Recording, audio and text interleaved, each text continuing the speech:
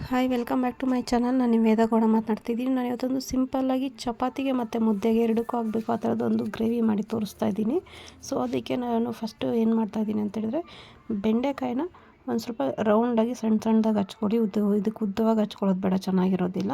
So ತೆಳುವಾಗಿ ಅದನ್ನು ರೌಂಡಾಗಿ ಹಚ್ಕೊಡಿ. ಅದಾದಮೇಲೆ ಸ್ವಲ್ಪ ಈರುಳ್ಳಿ, ಟೊಮೊಟೊ, ಕೊತ್ತಂಬರಿ ಸೊಪ್ಪನ್ನು ಅದನ್ನು ಸ್ಲೈಸಾಗಿ ಕಟ್ ಮಾಡ್ಕೊಳ್ಳಿ, ಚಿಕ್ಕದಾಗಿ ಕಟ್ ಮಾಡ್ಕೊಳ್ಳಿ. ಅದಾದಮೇಲೆ ಒಂದು ಬಾಣಲೆಗೆ ಒಂದು ಸ್ವಲ್ಪ ಎಣ್ಣೆ ಹಾಕ್ಬಿಟ್ಟು, ಅದು ಏನು ನಾವೇನು ಕಟ್ ಮಾಡ್ಕೊಂಡಿದ್ದೀವಲ್ಲ ಬೆಂಡೆಕಾಯಿ, ಅದನ್ನು ನೀಟಾಗಿ ಅದನ್ನ ಹುರ್ಕೋಬೇಕು. ಅದು ಒಂಥರ ಅಂಟಿರುತ್ತೆ ನೀಟಾಗಿ ಹುರ್ಕೊಂಡಿಲ್ಲ ಅಂತ ಹೇಳಿದ್ರೆ.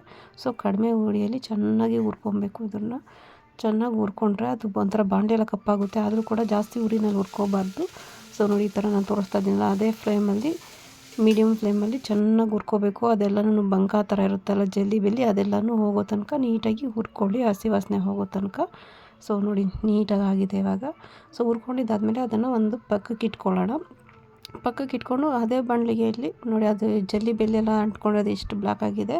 ಸೊ ಅದೇನು ತೊಂದರೆ ಇಲ್ಲ. ಸೊ ಅದೇ ಬಾಣಲೆಯಲ್ಲಿ ಒಂದು ಸ್ವಲ್ಪ ಎಣ್ಣೆ ಹಾಕ್ಕೊಳ್ಳೋಣ. ಎಣ್ಣೆ ಸ್ವಲ್ಪ ಬಿಸಿ ಆದಮೇಲೆ ಸ್ವಲ್ಪ ಸಾಸಿವೆ ಹಾಕ್ಕೊಳ್ಳೋಣ. ಸೊ ನೋಡಿ, ಸಾಸಿವೆ ಎಲ್ಲ ಹಾಕ್ಕೊಂಡು ಸಾಸಿವೆ ಚಿಟಪಟ ಅಂತ ಇದಾದಮೇಲೆ ಇದಕ್ಕೇನು ಜೀರಿಗೆ ಹಾಕೋದು ಬೇಡ. ಸ್ವಲ್ಪ ಸ್ಲೈಸಾಗಿ ಕಟ್ ಮಾಡಿರ್ತಕ್ಕಂಥ ಈರುಳ್ಳಿನ ಹಾಕ್ಕೊಳ್ಳೋಣ. ಈರುಳ್ಳಿನ ಹಾಕ್ಕೊಂಡು ಸ್ವಲ್ಪ ಚೆನ್ನಾಗಿ ಅದು ಹಸಿ ವಾಸನೆ ಹೋಗೋ ತನಕ ಚೆನ್ನಾಗಿ ಎಣ್ಣೆಯಲ್ಲಿ ಫ್ರೈ ಮಾಡ್ಕೊಳ್ಳೋಣ. ಫ್ರೈ ಮಾಡ್ಕೊಂಡಿದ್ದಾದಮೇಲೆ ಸ್ವಲ್ಪ ಅದೆಲ್ಲ ಹಸಿ ವಾಸನೆ ಹೋಗಿ ಕೆಂಪು ಸ್ವಲ್ಪ ಹೊಂಬಣ್ಣ ಬಂದಮೇಲೆ ಈರುಳ್ಳಿ, ಅದಕ್ಕೊಂದು ಸ್ವಲ್ಪ ಸಣ್ಣಗೆ ಹಚ್ಕೊಂಡಿರ್ತಕ್ಕಂಥ ಟೊಮೊಟೊ ಹಾಕ್ಕೊಳ್ಳೋಣ. ಟೊಮೊಟೊ ಸಾಫ್ಟಾಗೋವರೆಗೂ ನೀಟಾಗಿ ಹುರ್ಕೊಳ್ಳೋಣ. ಹುರ್ಕೊಂಡಿದ್ದಾದಮೇಲೆ ಅದಕ್ಕೆ ನಾವು ಏನು ಹುರಿದಿಟ್ಕೊಂಡಿದ್ದೀವಲ್ಲ ಬೆಂಡೆಕಾಯಿ, ಸೊ ಅದನ್ನು ಹಾಕ್ಕೋಬೇಕು. ಅದಾದಮೇಲೆ ನಮಗೆ ಎಷ್ಟು ರುಚಿಗೆ ತಕ್ಕಷ್ಟು ಉಪ್ಪು ಹಾಕ್ಕೊಳ್ಳಿ. ಉಪ್ಪು ಹಾಕಿದ್ಮೇಲೆ ಖಾರದ ಪುಡಿ ಹಾಕ್ಕೋಬೇಕು. ಸೊ ಇದಕ್ಕೆ ನಾನು ಮೆಣಸಿನ್ಕಾಯಿ ಯೂಸ್ ಮಾಡ್ತಾಯಿಲ್ಲ, ಖಾರದ ಪುಡಿ ಯೂಸ್ ಮಾಡ್ತಾಯಿದ್ದೀನಿ. ಅದಾದಮೇಲೆ ಸ್ವಲ್ಪ ಧನಿಯಾ ಪೌಡರ್ ಹಾಕ್ಕೊಳ್ಳಿ. ಸ್ವಲ್ಪ ಮಸಾಲೆ ಇದು ಫ್ಲೇವರ್ ಬಂದರೆ ಚೆನ್ನಾಗಿರುತ್ತೆ ಅಂತ ಹೇಳಿಬಿಟ್ಟು ಅದನ್ನ ನೀಟಾಗಿ ಇದು ಮಾಡ್ಕೊಳ್ಳಿ.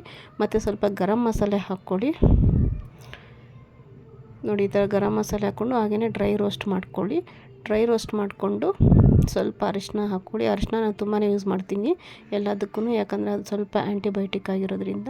ಅದಾದಮೇಲೆ ನಿಮಗೆ ಎಷ್ಟು ಬೇಕೋ ಅಷ್ಟು ನೀರು ಹಾಕ್ಕೊಳ್ಳಿ. ಮುದ್ದೆಗೆ ಅಂತೇಳಿದ್ರೆ ಸ್ವಲ್ಪ ನೀರು ಸ್ವಲ್ಪ ಜಾಸ್ತಿ ಹಾಕ್ಕೊಳ್ಳಿ. ಸೊ ಚಪಾತಿಗೆ ಅಂತೇಳಿದ್ರೆ ಸ್ವಲ್ಪ ನೀರು ಕಡಿಮೆ ಮಾಡ್ಕೊಳ್ಳಿ, ಗಟ್ಟಿ ಬರುತ್ತೆ ಗೊಜ್ಜು.